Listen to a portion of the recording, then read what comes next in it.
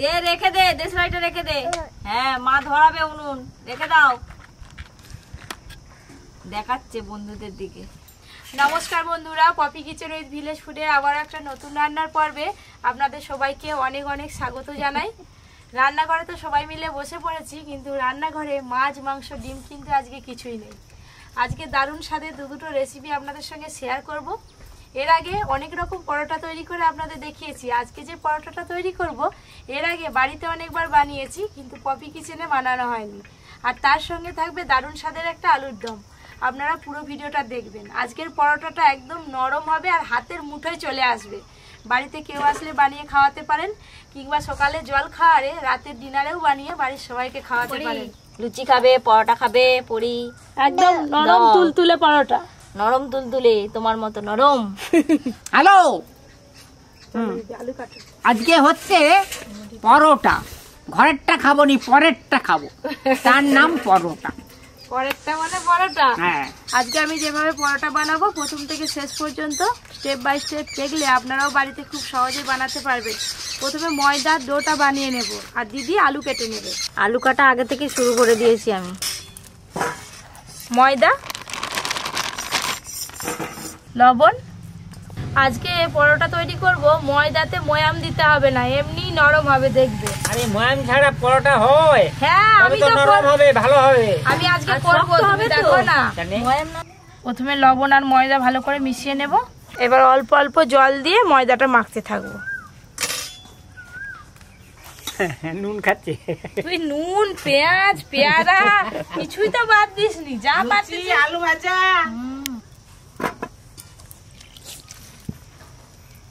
আপনারা যখন বাড়িতে আলুর দম বানাবেন, তখন সব সময় ছোট ছোট গোটা গোটা আলু দিয়ে আলুর দম বানাবেন। গোটা গোটা আলুর দমের স্বাদ আলাদা হয়। বনু আর আমি দুজনের ভাগের নেবো, কিন্তু পরোটা কম দিলে হবে না। চারজনকেই খেতে হবে, দু ভাগের নিলে বনু তো খেতে পারবে না, আমি একাই খাবো। দুজনকেই খেতে হবে। হ্যাঁ, বনু একটু খাবে, আমি বেশি খাবো। হয়ে গেল, টাটা হয়ে গেল, শিখে গেছে, টাটা হয়ে গেল। এই দেখুন, ময়দা মাখতে মাখতে আর হাতে কিন্তু একটুকু লেগে যাচ্ছে না। এইরকম ভাবে মাখতে হবে খুব ভালো করে।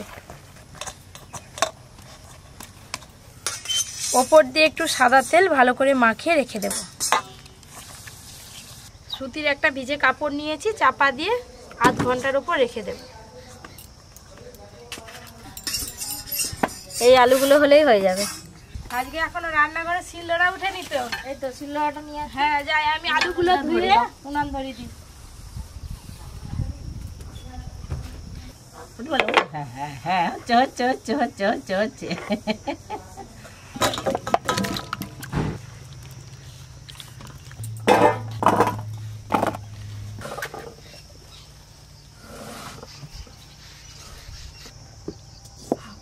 আলুর দম করার আগে আলুগুলো বেশ লাল লাল করে ভালো করে ভাজতে হবে, তাই কড়াতে সর্ষের তেল দেব। এই যে গোটা গোটা আলুগুলো আছে, আলুর মধ্যে যাতে লবণ আর ঝাল সবকিছু ভালো করে যায়, সেই জন্য এই কাঁটা চামচের সাহায্যে একটু ফুটো ফুটো করে নেব। আদা রসুন একসঙ্গে বেটে নেব। এই যে আমি টমেটো গুলো গ্রেট করে নেবো।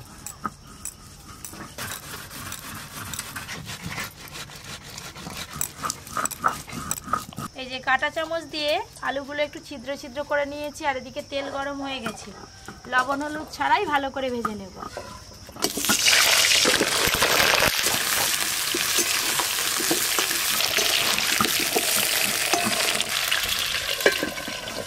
সব টমেটোটা গ্রেট হয়ে গেল, আদা রসুন বাটা হয়ে গেল।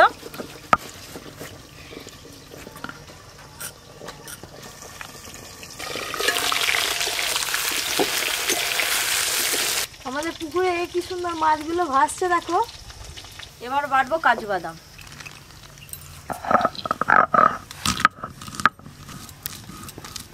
রান্না হয়ে গেলে পরীকে নিয়ে আসবে।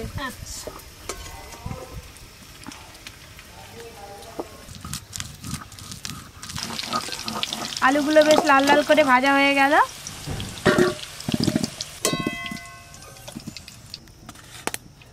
ওই একই তেলে আলুর দমের জন্য ফোড়ন করে নেব। একটা বড় এলাচ নিয়েছি, গোটা গরম মশলা আর দুটো তেজপাতা।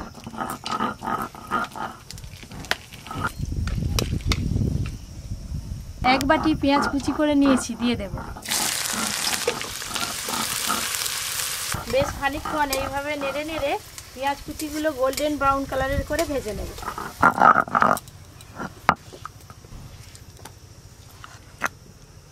সব মশলা তো বাটা হয়ে গেল দিদি। হ্যাঁ, এবার দেখো আজকে আলুর দমে কি দেবো। এই যে কাশ্মীরি লঙ্কা নিয়ে এসেছি, আগে থেকে জলে ভিজিয়ে রেখেছি, রান্নার রং ভালো আসবে। এই তিনটা একবার মিহি করে বেটে দাও। দাও কাশ্মীরি লঙ্কা। তুমি যে বললে কাশ্মীরি লঙ্কা, কাশ্মীরি কোথা থেকে এসে গেল গো? নিয়ে এলে কাশ্মীর থেকে নাকি? হ্যাঁ, কাশ্মীর থেকে এলে? হ্যাঁ। পেঁয়াজ কুচির কালার কিন্তু চেঞ্জ হয়ে গেছে, গোল্ডেন ব্রাউন কালারের হয়ে গেছে। আদা রসুন বাটা আছে, পুরোটাই দিয়ে দেব। আদা রসুনের কাঁচা গন্ধ চলে গেলে বাকি মশলাগুলো এক এক করে দিয়ে দেব।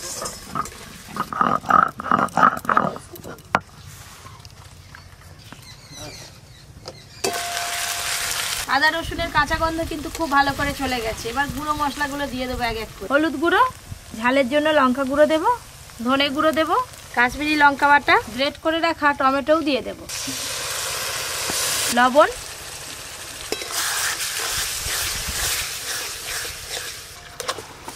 তো নাড়তে নাড়তে এখনই যা রং এসছে নয়, এখানে মনে হবে সব কড়ার সঙ্গে খেয়ে নেবে।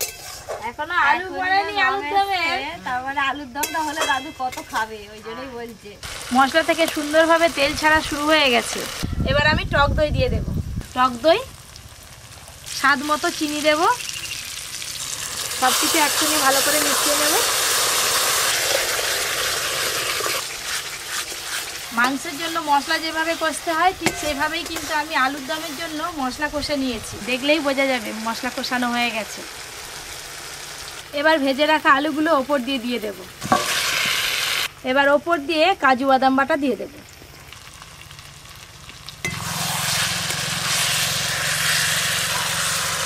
যে মনে হচ্ছে ডিম রান্না হচ্ছে, ডিমের কারি।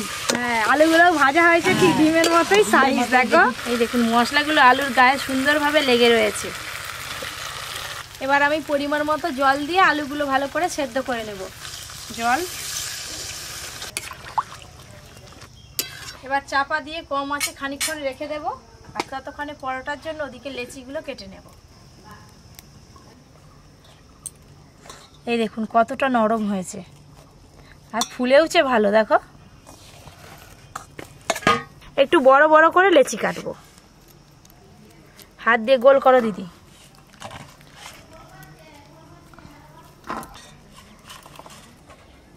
এই তো লেচি কাটা হয়ে গেল। এবার আমি কোটা বেলে নিয়ে চলে যাবো, তারপর তুমি চটচট করে আমাকে বেলে দেবে। হ্যাঁ,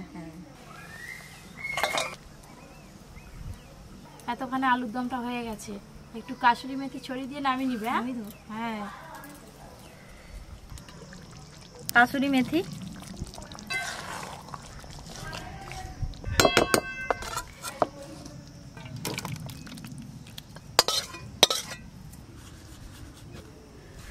বেলন আর পিঁড়িতে একটু তেল মাখিয়ে নেব। এবার এক পিস করে লেচি নিয়ে রুটিটা আমি বেলে নেব। প্রথমে হয়তো একটু সাদা তেল দিবে, দিয়ে একসঙ্গে ভালো করে মিশিয়ে নিবে। সাদা তেল। এই যে পরোটাটা একটু পাতলা করে প্রথমে বড় করে বেলে নিলাম। দাও, এবার এটা লাগবে। এবার এই মিশ্রণটা পরোটার ওপরে দিয়ে দেব। পুরো পরোটার ওপরে হাত দিয়ে লাগিয়ে নেব এইভাবে। দেখে নাও, সামনে ষষ্ঠী আছে। খুব ভালো করে পুরো পরোটার ওপর লাগিয়ে নিলাম। এবার ওপর দিয়ে একটু ময়দা ছড়িয়ে দেব।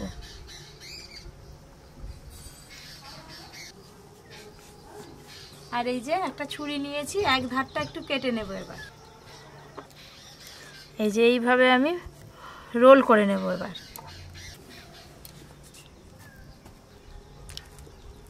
এই যে এইবারে এই ধারটা ওপর দিয়ে এইভাবে চাপিয়ে দেব, দিয়ে হাত দিয়ে পরোটার মতো হচ্ছে রে। হ্যাঁ, ঢাকাই পরোটার মতো হচ্ছে। এই যে আবার একটা লেচি হয়ে গেল। একই পদ্ধতিতে আবারও একটা করে নেব।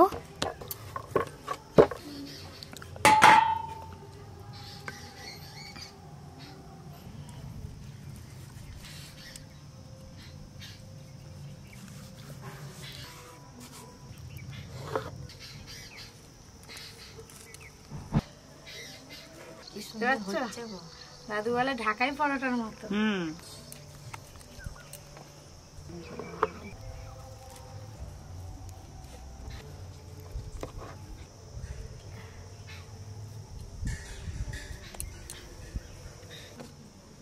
পরোটার জন্য 4 পিস লেচি একদম রেডি হয়ে গেছে। এবার আমি পরোটাগুলো বেলে নেব, তেল দিয়ে পরোটাগুলো বেলে নেব।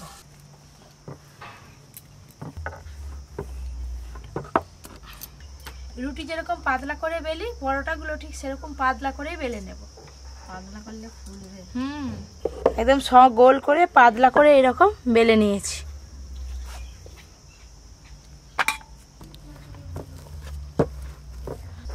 দেখে মনে হচ্ছে যেন লাচ্চা পরোটা হচ্ছে। দিদি দুটো তো বেলে নিলাম, এবার তুমি বেলে দাও। হ্যাঁ, নাহলে আবার এই পরোটা বেশিক্ষণ বেলে রাখলে নয় শক্ত হয়ে যাবে, ফুলবে না। তুমি চলে যাও, আমি বেলে দিচ্ছি। আজকে ননস্টিকের এই তাওয়াটায় পরোটা ভাজা করব। তাওয়া গরম হয়ে গেছে, প্রথমে পরোটাগুলো তেল ছাড়া সেঁকে নেব।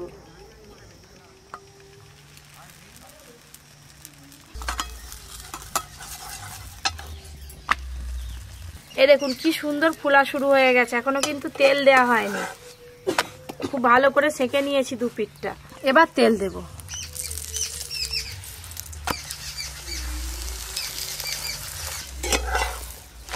এপিড ওপিড উল্টে পাল্টে একটু ভালো করে ভেজে নেব। এই দেখুন উল্টে পাল্টে এই যে এইরকম করে ভালো করে ভেজে নিলাম পরোটা। একটা পরোটা ভাজা হয়ে গেল, আবার একটা পরোটা একই রকম ভাবে ভেজে নেব।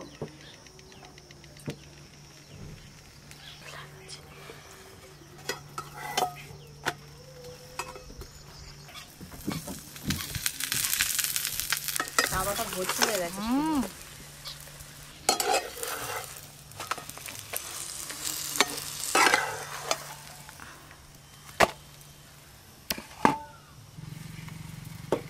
পুরো একদম তাওয়ার মাপে মাপে পরোটাগুলো হচ্ছে দিদি।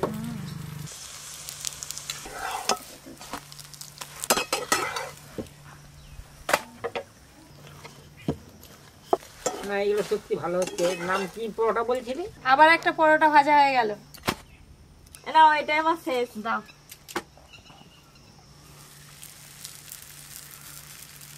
দাদু সবাইকে ডেকে নিয়ে আসো, পরোটা ভাজা হয়ে গেল। সব পরোটাই ভাজা হয়ে গেল।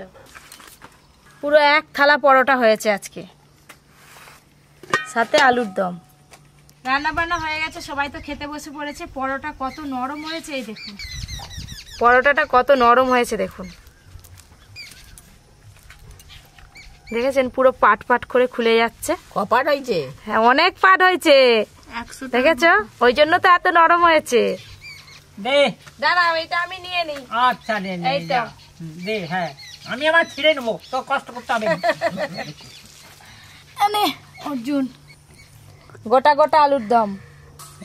ডিমের মতো লাগছে একদম। হ্যাঁ, ডিমের মতো। দাদু আকি মাংসের মতো গন্ধ আসছে। দিদি তুলে না।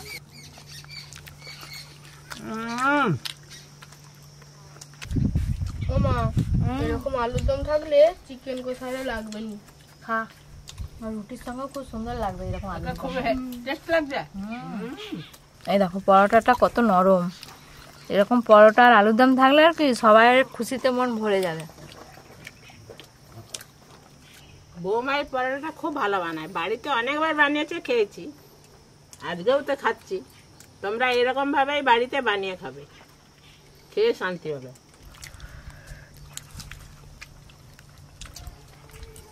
এরকম আলুর দম যদি থাকে, যদি বেশি থাকে আমাকে একটু দিবি, আমি পকেটে করে নিয়ে যাব, মুড়ি খাবো ঘরে সন্ধ্যেবেলা। তুমি নিয়ে যাবে এখন? হ্যাঁ। যাওয়ার সময় মাছ মাংস যে না থাকলেও যে এত সুন্দরভাবে খাবো আমি ভাবতেই পারি না। আগে কিন্তু মাছ মাংসের থেকে ভালো খাচ্ছি। অনেক ভালো। আমি কিছু বলবো না, তোমরা খাচ্ছ, তোমরা ভালো, আমি শুধু খেয়ে যাই। আলুর দমের আলুটাও সেদ্ধ হয়েছে ভালো।